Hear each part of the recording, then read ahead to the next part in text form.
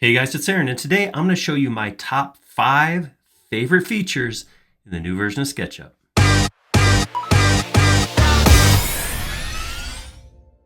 So we are looking at the newest version of SketchUp. This video is being released the beginning of October 2025.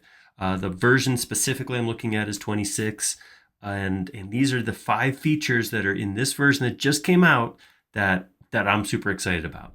Let's check them out. All right. First one, obviously, this is a big one. This is a big deal. That is, of course, collaboration. So the collaboration feature allows me to take my model and share it with other people. Not just like, hey, look at this model, not just a link to, a shared version up on the web or something like that. This actually invites people to come into my model and look around. So they actually have control over their camera. They can move around. They can look at whatever they want to see. They can go wherever they want. I can control this as much or as little as I want. If I want to do something like have scenes that I want to walk them through, I can do that. I can grab their cameras and bring them to see what I'm seeing, or I can let them explore freely. And as they're exploring, they can leave comments on things. So they can select anything inside the model and add a comment, and it will record it. And I can come back and see all of their thoughts, all the things they experienced as they went through the model. It's a great way to, have a record of those interactions. And the reason I like this so much is one of my favorite stories of people talking about using SketchUp is when they talk about how they sit down next to their customer and they walk through the model together, and they'll make changes live in live design sessions right next to their customer. And I think that is just the coolest story. I mean, it's just the neatest thing to have your customer come in and be part of the design process. This allows users to do that without the need to actually be in the same place. So this says, I want your input. I want you to be part of this design. And it's okay that you're in a different state or a different time zone or a different country than I am. We can still do this together. And because things like comments and the orbit viewing tools are all in there, they have a lot more freedom to walk around in the building. And it's okay if they don't they don't know how to use SketchUp, don't know how to orbit, that sort of thing. You can always grab them and bring them along with you. So great feature. I just really I want to hear where this goes. I can't wait to hear customer stories on this specifically. All right, so you guys know, if you've been watching our live stream, our videos, anything like that, you know how much I enjoy ambient occlusion. I just love the way it adds depth to the model, the way it I don't know, it makes it just pop off the screen in a way that, the regular rendering just doesn't do. And I really enjoy it, especially if I'm doing like a detail model. The amount of depth that ambient occlusion brings to my SketchUp model, it's one of my favorite features of the last couple of years. And there's some new control, I guess I could say, over ambient occlusion. So ambient occlusion, when it was released, was kind of, we'll say, hard-coded. So if I zoom in here real tight, if I keep getting in here, keep getting in here, keep getting in here, keep getting in here, I'll eventually see the results of ambient occlusion. So if I take this little multiplier, I can slide it up and down and increase and decrease the amount of ambient occlusion. So ambient occlusion, like I said, is intended to be that little bounce shadow that happens when two pieces of geometry are right next to each other. And that's what ambient occlusion is. It just gives you this little dark shadow where everything, so it doesn't have anything to do with, ray tracing or the way the light hits it. It's just this darker spot that appears anytime two pieces of material are near each other in the real world. The issue is, when it was originally released, it was hard-coded, how far out that you could see that. So see that little shadow right there? As I start zooming out, it's gone by now. I can't see it. I can't see any ambient occlusion in this. If I keep coming out and I'm looking at this like a city level or a block level, I can't see ambient occlusion on here at all. It's too far away. And that was by design. It was intended to be the normal level of ambient occlusion. But the new version has a couple options, including this, which is the size multiplier. So I can take this and drag this up and eventually get big enough to, look at that. So I see an ambient occlusion between like these buildings and the ground. See that ambient occlusion showing up there? And that's cool because that, I mean, it's not realistic. This would be like a 10-foot tall shadow that's just showing up near the end. So it wouldn't be realistic, but it doesn't have to be realistic, right? I'm on a computer. So this allows me to get that same feel of ambient occlusion that I got when I'm zoomed in when I'm way out here. So I guess, again, if I just want to include that depth, just even if I just this much, just enough to get that little shadow right there, the difference between that and this, right? This is stark. This looks real. This has a little bit of a little more depth to it, a little more reality. The other thing that's in here is AO color, ambient occlusion color. So if I can turn this on, it allows me to change the color of that ambient occlusion. So right now it is just a black shadow, but I can come in here, I can change it to something else. Now, I get it. Like, why would you do this? What would you need to do this for? Again, this is one of the spots that I can't wait to hear what you guys say. I'm looking forward to it. So if I wanted to pick like a brown color, something like that, if I was going for more like of a sepia look or something like that, I might pick an earthier tone. Or if maybe I'm doing a night scene and I want to show that there's like, lights coming from inside, I could just bring something like this up and just a little bit to kind of show that different color coming up. Or if I like this, but it's just a little too harsh and I want to bring it down, I can go to a lighter color of gray. So I can say, yeah, give me those big long shadows, but lighten them up a little bit. So I can take that down to a lighter color of gray. This is one of those tools that I love because it's a creative tool and you can hop in there and change it however you want. So I'm already talked too much about ambient occlusion. I know, I'm sorry guys, I love it. I just think it is such a cool tool. All right, my third one is something we've talked about this a little bit because this has been something that's been in the process of getting changed, is add location. Add location, of course, isn't new. This is not a new function. It's not a new feature, but more time and energy is being put into the way this works with some new stuff that I want to call out a little bit. So if you haven't seen add location for a while, there is a brand new UI. This is a better UI than what I had before. I'm going to say, yeah, it's picking a location in Longmont, so that's where I live. I'm going to hit set geolocation, and I'm going to add context. Now, when I do that, I'm going to zoom out here, and I have more option than just do I want to bring flat or elevated site. I can also choose whether I want the texture or if I want to just bring in the surface. And I can choose to bring in building footprints or 3D buildings. So if I look here, if I go like this, all those buildings I'm lapping over are going to come in as 3D models. So I'm just going to go ahead and import. And this is the thing that I like too. Once it imports, it doesn't just dump me right back into SketchUp. It says, do I want to import more? So if I got, maybe I need some more, I need to put another block in up above, it immediately sets me up to do that, which I really like. I really appreciate that because before, if you wanted to add multiple imports, you had to go in one at a time and grab them. So this is nice because it just leaves you right in there. In this case, I'm just going to hit close and we're going to look at what that brought in. So it did bring in the add location. Look at that, all those.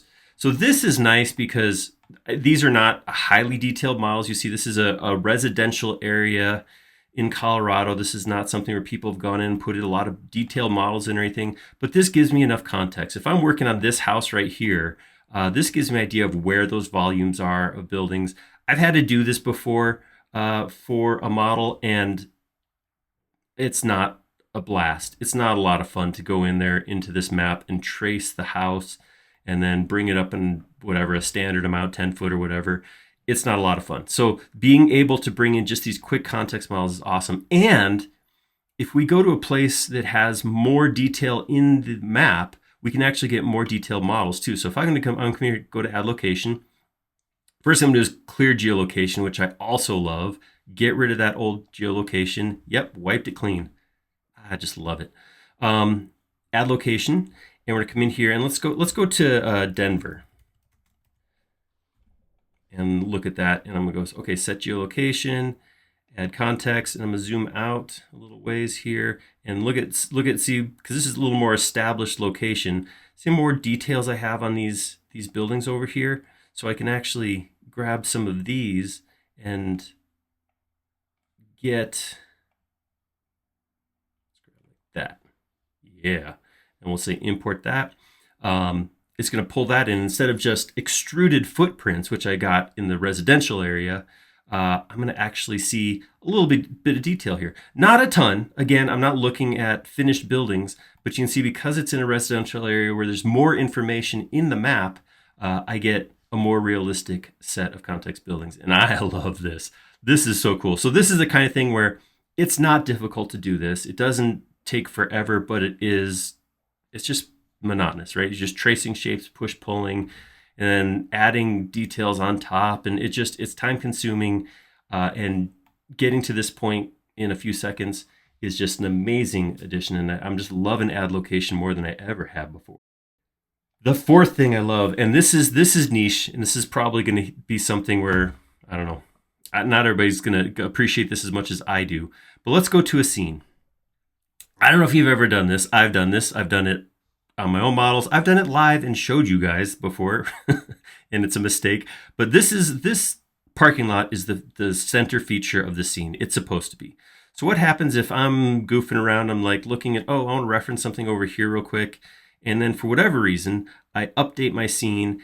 Oh, wait, no, I didn't mean to do that. Oh, no. Too late. I'm done.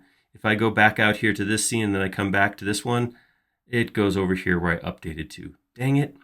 Well, fortunately, scene editing is now part of the undo redo stack. So if I go to edit, I can say undo update scene. So if I hit undo update scene, and now I go to this scene, it shows me what it was supposed to show for. And it's not just updating, it's also deleting. So if I take this 17th and Blake existing parking lot, I right click and I delete it. Yes, it's gone. It's not there anymore. But if I go to edit and say undo remove scene, it'll add it back in. It does add it to the bottom of the list. So if I wanted it in line, I'd have to move back over. But you can see that that scene with everything that's connected to it is back again. This is so cool because I've literally gone up to file and hit revert to go back to a previously saved version of my model because I messed scenes up by hitting the wrong thing. So I love this. This is a huge one. I'm going to use this all the time. Well, I mean, I don't mess up that much, but anytime I do mess up, I will be using this. It's a good one. All right, our fifth and final top feature that I'm so excited for is in layout. Layout's getting more and more love with each of these releases, and we got some super quick and easy to use drawing tools. This took me back to when I first started using CAD so many years ago. Just going through and cleaning up line work. That was one of the things that I did when I started in design. I was a CAD kid, and I went and did that. I updated people's models. Not fun.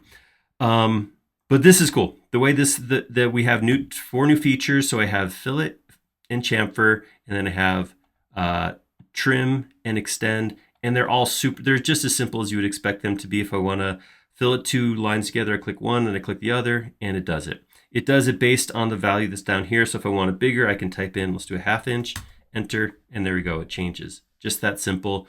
Chamfer is the same way. If I come in here, click on this, they're going to have a value down here. I can overwrite it. I want a 1/2 inch chamfer. And I'm going to click here, and there we go.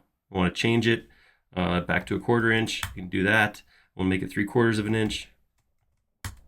And then I can keep going through and hit anything with that, and it will chamfer again the same size. So super easy. I just click 2 lines, it chamfers it. And then, of course, up here we have trim and extend. Let's play with this a little bit. Trim, so I can trim lines back. I can trim corners back. If I click here, pulls both those back. And then, of course, extend. And extend's nice because extend's just going to, when I hover over it, close that up. And it shows you where it's going to extend to when you hit it. And then maybe we'll go chamfer these 2.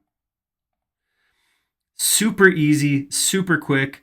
So not that, I mean, people talk about the ability to do more drafting in layout. This definitely opens it up to that. For me, this is more things where I'm putting overlaying, putting boundaries around things, adding additional line work on top of a scale drawing. And I love this. This is going to make it so much easier to add those additional CAD line type details over my model when I get into layout. So there you go. That's my top 5. new collaboration features, inviting people into my model to hang out with me in the model. I love it's community. It's community right inside SketchUp, and I love it. Additional ambient occlusion features. You guys, I mean, this. If you've seen my videos, you already know this is one. They didn't do this for me, but I feel like they did because I just love AO, and more control over it is such an amazing thing. The add location features, add location gets better and better with each release, and this is the best version of add location that's ever been. Undo, redo, and scenes. That's just a safety thing for me. That prevents me from messing my model up, but it's super nice to be able to just go in there and undo that stuff. And then, of course, drawing tools and layout. That's a good one, a great one to end on. But those are my top 5. Matt also made a comprehensive video for this version that shows everything that's in it. So we'll link to that down in the description. You can check that out. As always, if you like this video, click like. If you haven't subscribed, click subscribe. And the most important thing, leave us some comments down below. What do you think of the new version? What do you think of these tips? Or what do you think of my top 5? Tell me about me. What do you think of my 5? Would you have a different 5 features? Is there something else you like more? Are some of these not something you'll hit on? Love to hear that. We like making these videos a lot. We like them even more. I'm showing something you want to see. Thank you.